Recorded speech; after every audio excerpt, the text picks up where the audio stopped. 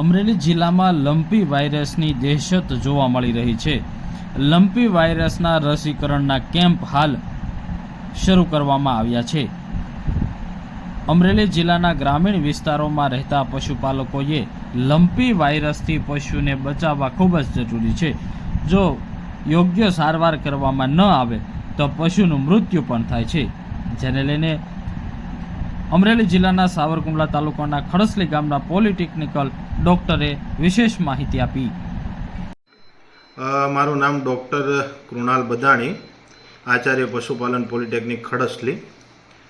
Lumpy વાયરસનો કહેર જે રીતે સૌરાષ્ટ્ર અને મધ્ય ગુજરાતના વિસ્તારોમાં ફેલાયો છે, જેનું મુખ્ય કારણ વાયરસ છે અને આ રોગ મુખ્યત્વે જે માખી, મચ્છર અને એના ઉપદ્રવના લીધે વધુ ફેલાય છે। તો પશુપાલકોએ શું કાળજી રાખવી? જો 2 થી વધારે પશુ રાખતા હોય પશુપાલકો અને એની અંદર કોઈ એક પશુની અંદર લંપી વાયરસના અથવા લંપી સ્કિન ડિઝીઝના લક્ષણો જોવા મળે તો જે પશુ હેલ્ધી હોય એ પશુને રોગિષ્ટ પશુથી બિલકુલ તરત જ અલગ કરી દેવું જોઈએ। પોતાના જે રહેણાંક વિસ્તાર છે અથવા જે પશુઓનું રહેઠાણ છે એ વિસ્તારોની અંદર જે માખી મચ્છરનો ઉપદ્રવ ના થાય એના માટે અલગ અલગ પ્રકારની દવાઓનો છંટકાવ કરવો જોઈએ। જે પશુને લંપી વાયરસ થયો છે અથવા લંપી સ્કિન ડિઝીઝ થયો છે તો એવા પશુને અલગ કરી અને એની સારવાર માટે નજીકના પશુ ચિકિત્સકનો સંપર્ક કરવો। એ સિવાય તમે ઘરગથ્થુ દેશી ઉપચાર પણ કરી શકો, જેમાં કુંવરપાઠું, ચૂનો અને હળદર એનો લેપ બનાવી અને જે લંપીના લીધે જે શરીર ઉપર ફોડકા થયા હોય પશુને ત્યાં આગળ લગાવવાનો રહેશે। જો ફોડકા ફૂટી જાય તો એમાં બીટાડીન દ્રાવણનો ઉપયોગ કરીને એનું ડ્રેસિંગ કરવાનું રહેશે।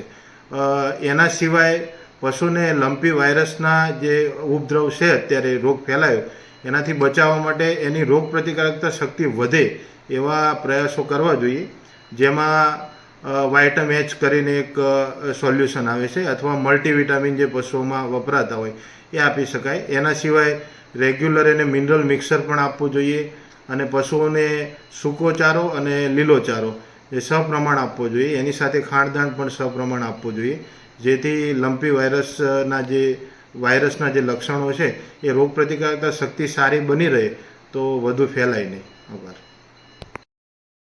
અમરેલી જિલ્લાના ગ્રામીણ વિસ્તારોમાં લંપી વાયરસના સિમ્પટમ્સ જોવા મળી રહ્યા છે અને હાલ પશુપાલન વિભાગ દ્વારા કેમ્પ્સ અને રસીકરણ કાર્યક્રમ શરૂ કરવામાં આવ્યો છે, પરંતુ ઘરગથ્થુ ઉપચાર માટે હળદર, ચૂનો અને અન્ય વસ્તુઓનું મિશ્રણ ભલામણ કરવામાં આવેલ મિશ્રણ કરીને લગાવવું ખૂબ જ જરૂરી છે।